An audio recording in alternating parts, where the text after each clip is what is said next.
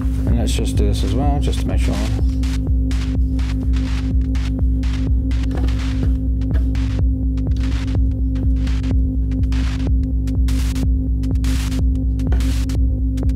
Right, so now I have a starting point, right? So essentially, this is now a new tune, right? So the next practice avalanche session, which will be made up of multiple little, what I call dashes, yeah, will be from this new tune. So that, how long did that take me? What, 2 minutes to have another starting point? Yep. So I haven't made anything.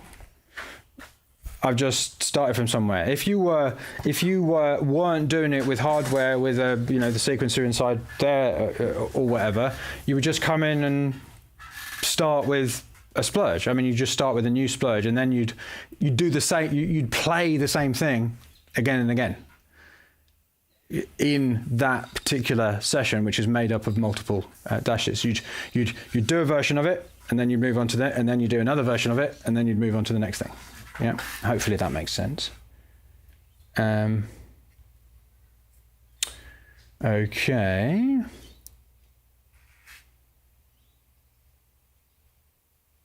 Great. Any other questions? Because if not, I'm going to call this a wrap for today. Any other questions at all? It doesn't have to be about the process, the practice avalanche process. It can be about anything. What I'm going to do is I'm going to talk about the arrangement side of things in the next session like this. I mean, you can kind of already see what's going on. You kind of in what I'm doing, but essentially this is something which. It's like one of the rules that you can set in that drill process I showed you: destinations, regulations, inspirations, and limitations. And it's just the way, it's how I kind of think about. Because really, ideally, what would be cool is to sort of come up with or be able to make music. Great music immediately. It's like it just comes out. I mean, that's what this practice is all about. It's like being able to just go bang, right there, it's done. Right, next, bang, there it's done. Right, next, bang, there it's done.